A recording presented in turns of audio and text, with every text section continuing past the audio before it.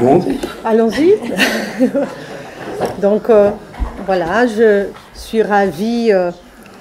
Voilà, je vais présider cette table où nous avons notre invité. Ah non, ça ne marche pas? Là, si. Voilà, excusez-moi. Donc, voilà, on va ouvrir cette table. Nous avons comme invité Gérard Bajman, que vous connaissez tous. Je vais très rapidement le présenter. Donc, on aura cette table sous une forme d'une conversation qui va nous amener sans doute à travailler la question des objets dont vous vous êtes beaucoup occupés. Hein. Et donc, Gérard Bajman, qui est écrivain, psychanalyste, membre de l'école de la cause freudienne, il est directeur du Centre d'histoire et théorie du regard, hein, dont vous êtes les créateurs ici à Paris 8, et vous avez été enseignant de ce département pendant de très nombreuses années, maître de conférences. Et vous êtes aussi auteur de beaucoup d'ouvrages, d'articles, donc je ne pourrai pas nommer tous, mais je vais nommer L'objet du siècle, L'œil absolu, Fenêtre, Les experts, et un dernier ouvrage qui a retenu mon attention, qui sans doute on pourrait discuter, Ni nature ni morte, les vies de la nature morte, paru en 2022. Et Caroline, hein, Caroline Doucet, qui est maître de conférences ici au département de psychanalyse et psychanalyste membre de l'école de la cause freudienne de l'Association mondiale de psychanalyse, qui va aussi converser dans cette table. Donc, simplement, je vais commencer avec une question parce que, bon, pour essayer d'attraper la question du singulier, autour de cet ouvrage, ce dernier ouvrage, consacré aux natures mortes, et peut-être commencer par, je ne sais pas si vous seriez d'accord, un autre objet, ou en tous les cas que vous avez beaucoup travaillé, qui a été pour moi, en tous les cas, au moment de la sortie de ce livre, l'objet du siècle, ce type de livre, je me souviens à l'époque, qui marque un avant et un après, en tous les cas dans mes lectures. Et justement, je me demandais si il y avait un contraste qui m'a paru assez frappant entre particulièrement les travaux que vous avez consacrés dans l'objet du siècle au tableau de Malevich, hein, les carrés noirs sur fond blanc, et d'un coup les natures mortes. C'est-à-dire que là, il me semblait qu'il y avait une tension, c'est-à-dire que à ce travail de débarrasser la peinture de l'objet, un jeu dans les travaux de Malevich, et je pourrais vous citer, quand vous dites dans l'objet du siècle, je vous cite, on pourrait dire que les tableaux de Malevich, s'ils se détournent, c'est non du monde, mais de l'illusion du monde, de l'illusion que la peinture donnerait à voir les mondes. Et d'un coup, apparaissent les natures mortes, cet objet, qu'au contraire, on pourrait dire, l'objet est à nouveau très présent, vous accordez beaucoup d'importance. Après, on peut discuter de quel type d'objet il s'agit dans les natures mortes, mais en tous les cas, l'objet est à nouveau au centre de la peinture. Et donc, je simplement commencer par vous demander pourquoi, qu'est-ce que vous a donné envie de travailler les natures mortes, beaucoup d'années après Malevich, mais qu'est-ce que vous a donné cette envie, et ce titre étonnant qui est, donc pour parler nature morte, et ni nature ni morte. Voilà. J'espère que vous partagez mon sentiment, non? C'est ni mort ni naturel. Absolument. Voilà, absolument. Ce qui m'a donné envie, c'est extrêmement simple. Je crois que c'est par la nature morte que je suis entré dans le domaine de l'art. Au fond, c'est mon goût pour certaines natures mortes qui m'a incité à aller voir des œuvres un peu partout.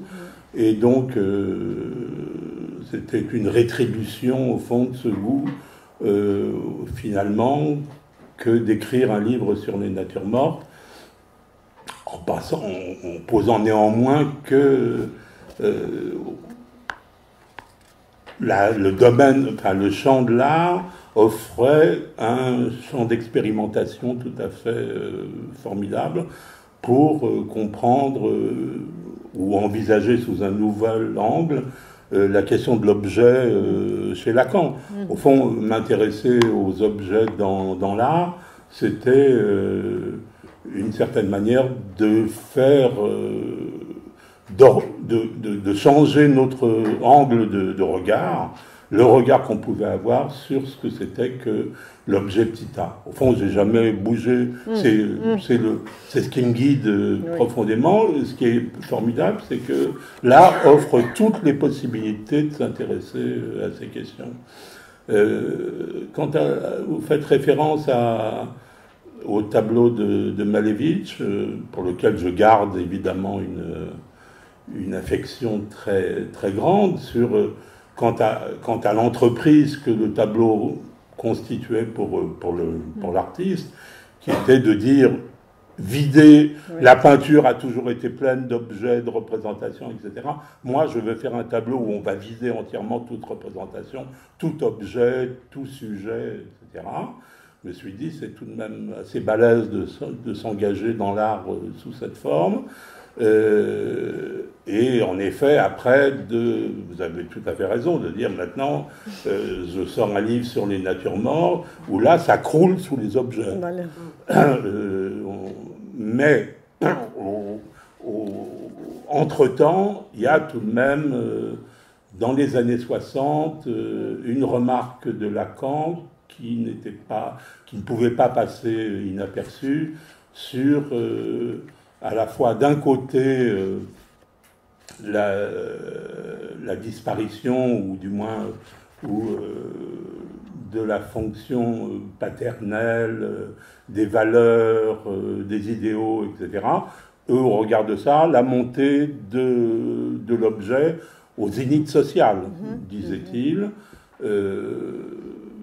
qui est tout de même l'époque dans laquelle nous sommes. C'est-à-dire, nous sommes dans une époque on ne peut pas dire que l'objet est monté, c'est qu'il est absolument désormais au zénith et qu'il retombe tous les jours. C'est-à-dire, nous sommes dans une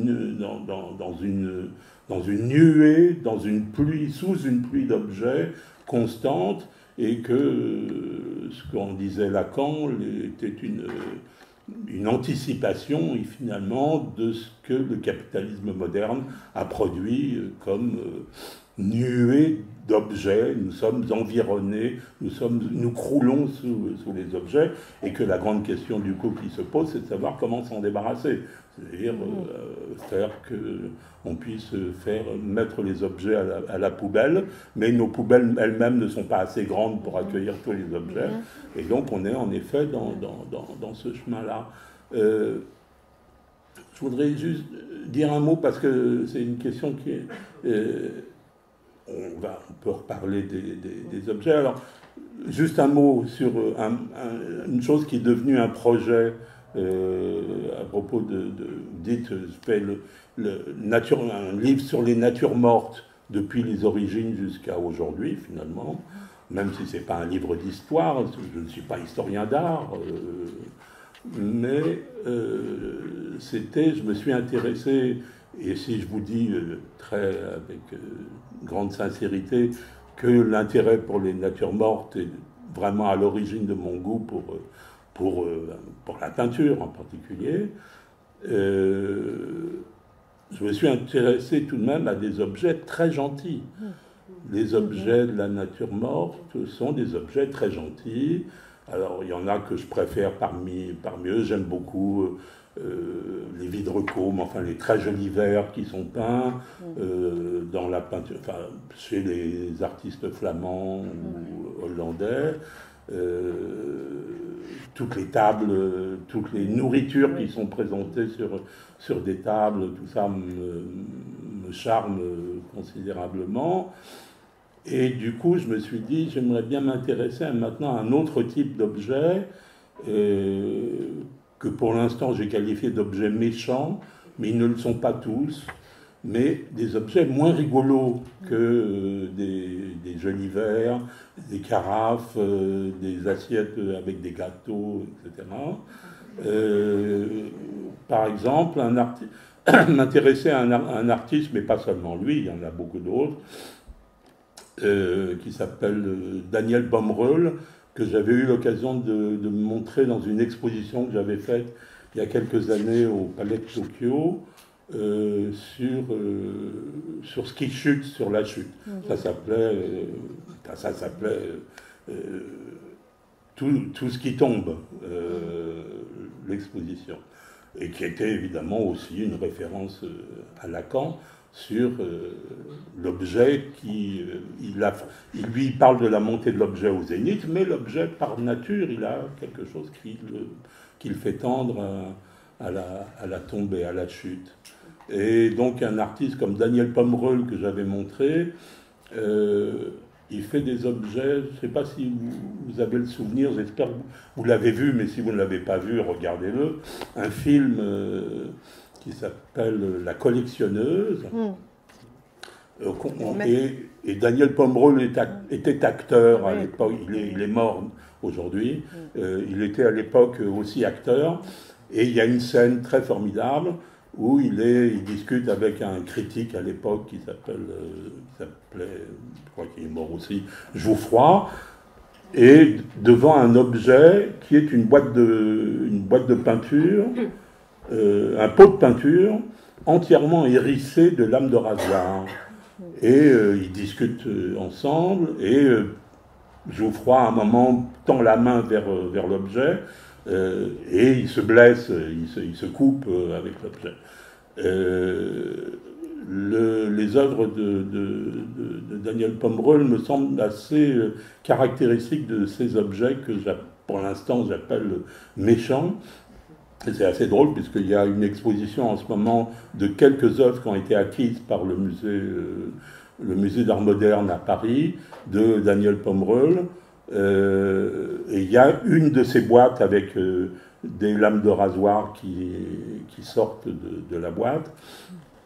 Et les monteurs de l'exposition, ceux qui sont chargés d'accrocher les tableaux, de présenter les œuvres, ont refusé de se saisir de l'objet, qui est un gros objet, de peur de se couper, en effet.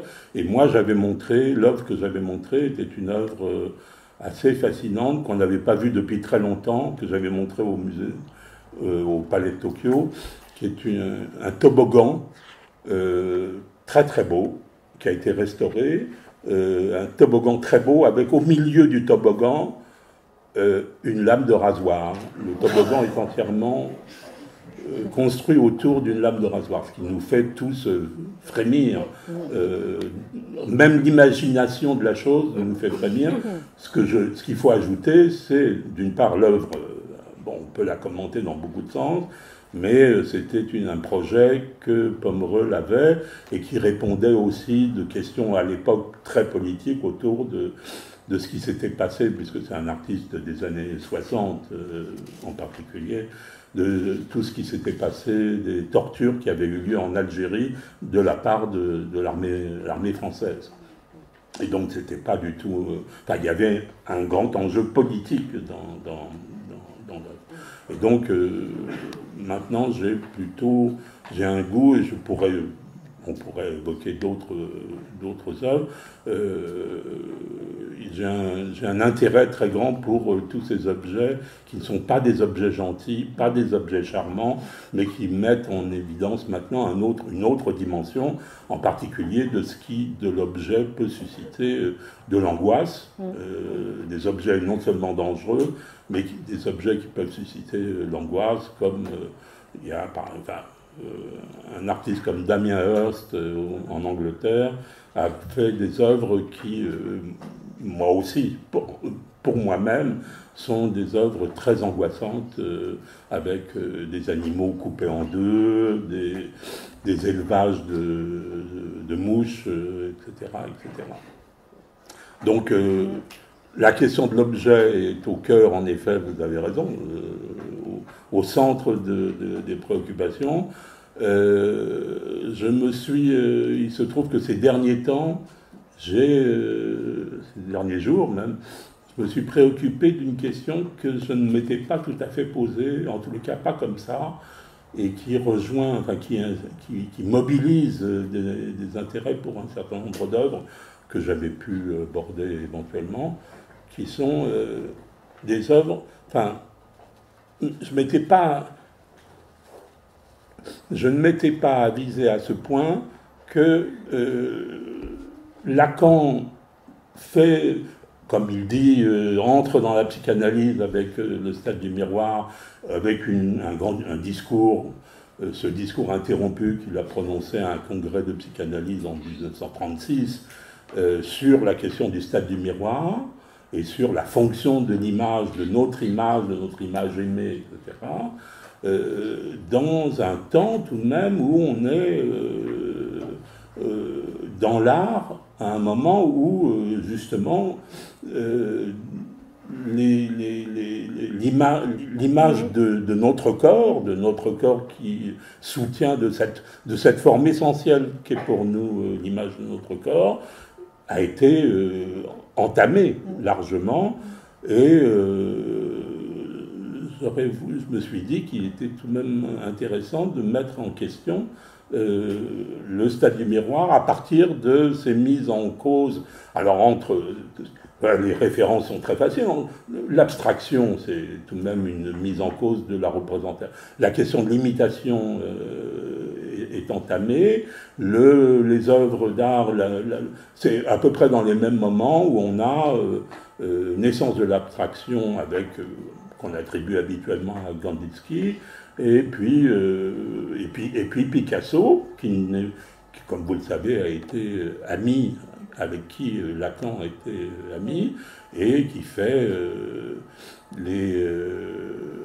qui peut peindre un tableau, enfin un certain nombre de tableaux, et la question de la construction des œuvres et des corps dans les œuvres de Picasso a été une mise en cause ça a été même qualifié de terrorisme de la part Apollinaire a pu parler de terrorisme à propos de la peinture de Picasso, qui mettait en cause la présence de l'unicité et de la beauté des corps. Et qu'au fond, ces années-là, les années 10, les années 20 que Lacan a connues, sont des années dans lesquelles on a mis dans lesquelles il y a une sorte de fin de la beauté qui s'est engagée. Et que le XXe siècle a été marqué par la fin de la beauté.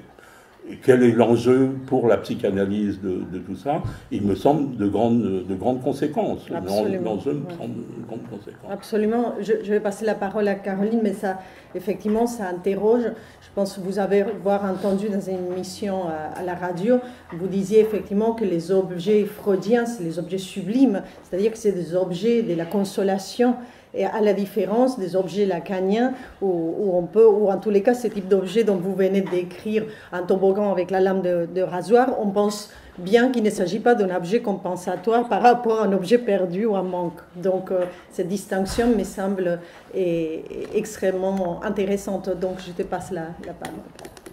Peut-être pour poursuivre sur les objets, et puis pour resserrer un petit peu sur le travail de l'artiste lui-même, c'est-à-dire que vous soulignez dans votre ouvrage « Ni nature ni morte » qu'il y a quand même un travail de l'artiste qui vise à élever certains objets qui seraient complètement insignifiants, et pour d'autres, c'est utiliser des objets qui ont trait au corps vivant. Et donc je me disais, si on resserre sur la question de cette singularité, qu'est-ce que l'artiste nous enseigne sur la singularité? Alors peut-être dans ce mode de rapport aux objets, dans le traitement de l'objet, ou bien comme dans votre article sur Yves Klein, vous savez, cette photomontage où il se jette dans le vide, vous dites que c'est une expérimentation du vide. Et donc, c'est à ce moment-là que vous dites, et c'est pour ça qu'on avait pris le titre pour cette séquence, la fantasmagorie du côté des savants, l'artiste du côté du réel. Est-ce que vous pourriez préciser ça, du côté du réel? Non. Mais tout participe de ça. Mais il y a évidemment, enfin bon, l'œuvre Yves Klein, la question du vide, le rapport aux objets en général. Alors, je ne sais pas ce que vous évoquiez à propos des objets dans les natures mortes, en effet, mais ce qui est très frappant, enfin, ce qui m'a tenu, en effet, et pour me mettre en écho ce que vous disiez à propos justement de la beauté des objets qui m'ont occupé, c'est le fait qu'il y a enfin, je pense à ce qui m'a je vais repartir d'un point. On n'a pas absolument développé largement une question qui me semble tout à fait cruciale, qui est le rôle, la place qu'a pu occuper l'invention du ready-made de Duchamp dans la manière que Lacan a eu de penser la question de l'objet. Tout le monde connaît à peu près l'histoire du ready-made. Le ready-made a joué un rôle très important, historiquement, pour devenir l'objet fétiche du XXe siècle. Et en particulier, un objet, parmi tous ceux que Duchamp a pu mettre en exposition, le premier objet qui est devenu l'objet fétiche, c'est une pissotière, enfin ce qu'il a appelé Fontaine à l'époque, qu'il a voulu présenter dans une exposition à New York en 1917, et qui constitue une chose absolument essentielle, c'est-à-dire le surgissement dans l'art d'un objet qui n'est pas un objet d'art, véritablement, et qui n'a aucune qualité artistique. Des objets peuvent ne pas être des objets d'art, mais ils peuvent avoir une valeur esthétique, etc. La pissotière pour Duchamp n'a aucune valeur esthétique, et du coup, il est tout à fait évident que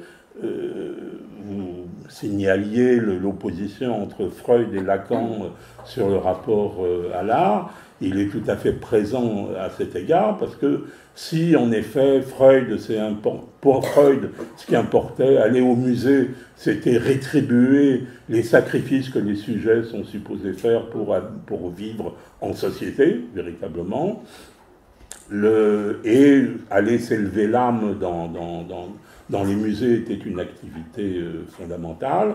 Pour Lacan, les objets, les œuvres d'art ne sont pas nécessairement des œuvres qui nous élèvent, mais qui tiennent compte de ce caractère qui a été introduit par Duchamp en 1917, à savoir n'importe quel objet peut être élevé comme œuvre d'art dans un procès qui est un procès de désignation, au fond, où il suffira de dire « ceci est une œuvre », non pas qu'elle est belle, mais « ceci est une œuvre », et cette œuvre et l'œuvre existera, fût-elle une pissotière que Duchamp avait été acheté chez un marchand à New York à l'époque.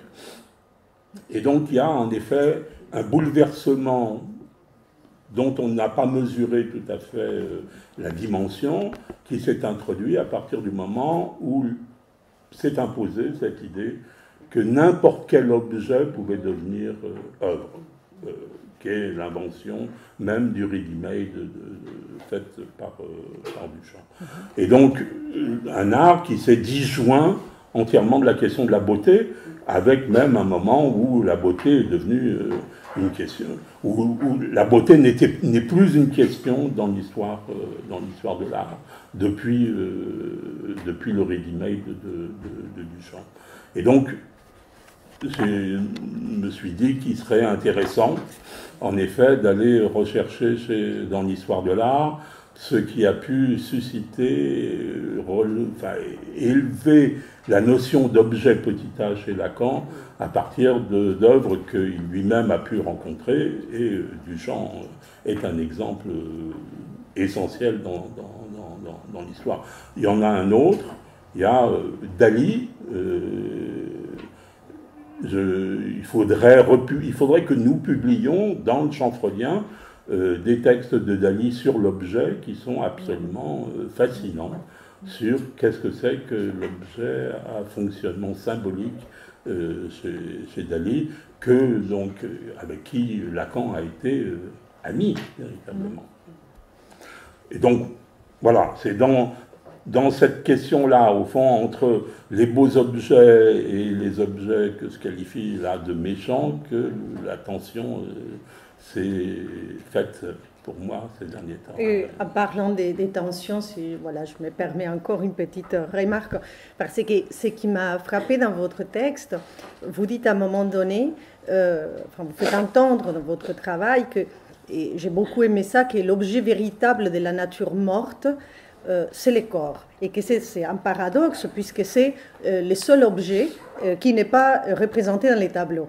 Et donc, vous faites un travail, il me semble, qui n'est pas une interprétation, si on peut dire, symbolique de ces tableaux, mais au contraire, vous allez à la matière, vous décrivez la matière de ces tableaux. Et ce qui m'a intéressé, effectivement, comme moment aussi de tension, si on peut dire, puisque vous faisiez référence à ces textes de Lacan des années 60, où il parle de la montée des objets, c'est que dans cet intérêt, dans la matière même des natures mortes, de ces objets, effectivement, on va aller voir la chair de ces objets. Ils sont découpés, il y a du jus, ils sont fendus, même, vous faisiez référence à la table de dissection devant nous, et ça contraste ces objets où on voit la main de l'artiste, avec intention précisément à ce qui se développe dans les années 60 de l'objet pop art, c'est-à-dire de l'objet au contraire, qui est l'objet presque en tension avec la nature morte, qui est l'objet qui se reproduit et on va passer finalement de l'objet déchet en tension avec, au fond, l'objet artisanal, l'objet dans sa chair, unique, pour revenir à la question du singulier. Mais oui, non, vous avez tout à fait raison. C'est vrai que l'idée générale sur les natures mortes, c'était tout de même quelque chose qui allait dans ce sens au début. Mais je me suis convaincu de la justesse de cette hypothèse au fur et à mesure, en disant que le vrai objet, le véritable objet de la nature morte, c'est le corps. C'est à la fois le corps du regardeur que nous sommes devant un tableau, parce que le tableau est supposé pouvoir inspirer un certain nombre d'effets, de sensations, etc., et qui nous met, nous, en question. Mais ce n'est pas seulement cet aspect-là qui m'a retenu. C'était, en particulier, j'ai pris un exemple, il m'est tombé sous les yeux un tableau bien connu dont je parle à un moment, qui est ce tableau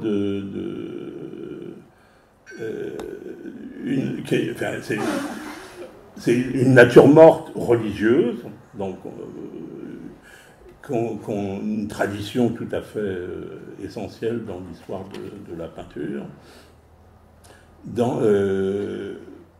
laquelle on voit représenter un tableau donc du XVIIe.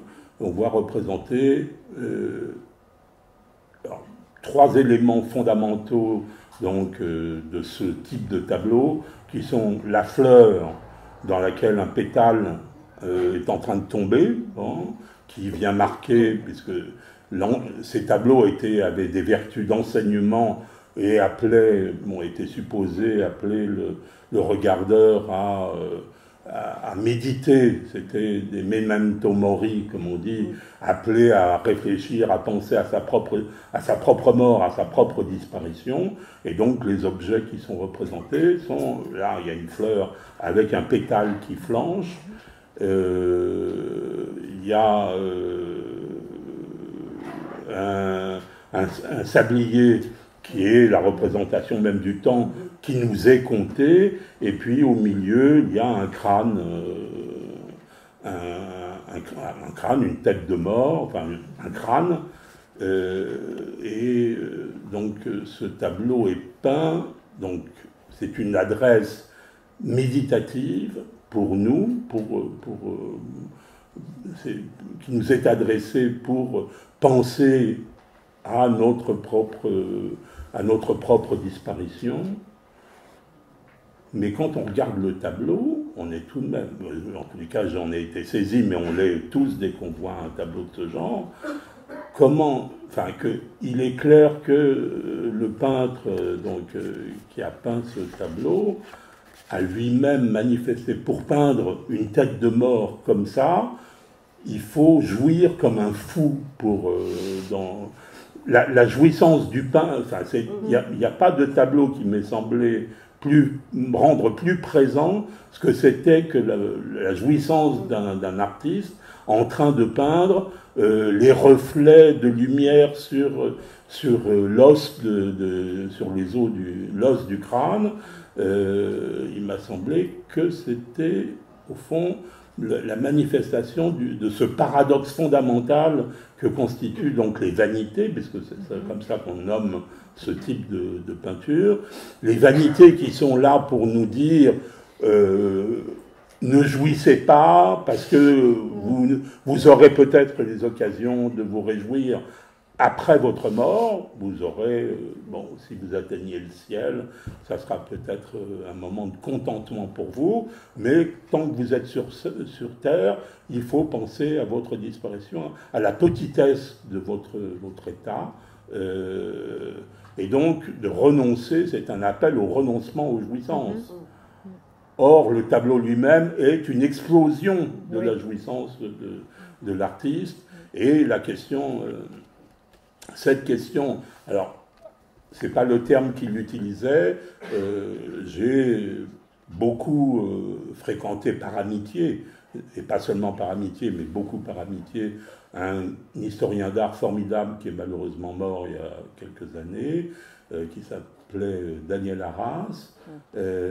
Daniel Arras avait le projet de faire un grand historien, de faire dans le domaine de l'histoire, des études sur la fonction du plaisir dans l'histoire de la peinture. Alors il utilisait le terme de plaisir parce que c'était pas du genre à s'encombrer de savoir ce que c'était la différence entre plaisir et jouissance. Ça, c'est le genre de choses dont il n'avait rien à foutre. Mais je lui avais dit qu'il était beaucoup plus lacanien qu'il ne le pensait. Toutes ses œuvres en témoignent, et qu'il aurait été bien, en effet, d'avoir des historiens susceptibles de pouvoir nous lancer sur ce domaine. Mais la question de la jouissance est tout à fait présente dans les tableaux. Et le dernier aspect que je pourrais évoquer à propos de ce que vous en disiez, c'était, moi, une chose qui m'a fait beaucoup rire, c'est un grand nombre de ces natures mortes sont faites de représentations de repas, enfin de restes de repas. On voit des assiettes avec quelques coquilles d'huîtres, des gâteaux qui ont été entamés, etc. Et ce qui est très frappant, c'est que ces scènes de repas sont présentées sur des tables qui sont en général recouvertes d'une nappe et avec personne autour. Le principe que j'avais retenu, j'ai voulu me donner moi une définition de la nature morte. Les historiens d'art ne sont pas forcément d'accord, mais ça m'était un peu équilatéral. Il ne peut y avoir dans la nature morte aucun personnage vivant.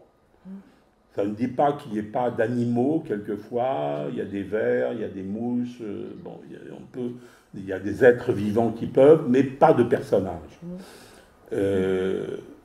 Et donc quand on voit une scène de repas dans laquelle, une table dressée avec des plats qui ont été entamés et que autour de la table il n'y a personne, et que sur ces tables sont toutes ces nourritures sont posées sur des nappes, etc. Ma question, c'était où sont passés les dîneurs? Et le résultat, la réponse naturelle pour nous tous, c'est qu'ils sont sous la table. C'est-à-dire quand on a dévoré des choses exquises parce que l'exquisité de la peinture répond de l'exquisité de l'oralité des plats qui sont présentés, c'est une incitation à la jouissance pour ceux qui étaient supposés là être présents autour de cette table. Et où sont-ils passés? Eh bien oui, ils sont sous la table à faire autre chose qu'à conclure leur dîner. Et c'est tout de même une chose assez frappante. Enfin, je suis assez frappé qu'aucun historien d'art, et j'en ai lu beaucoup sur les questions, aucun historien d'art n'a jamais mentionné le fait qu'il ne s'est jamais posé la question de savoir où sont passés les convives.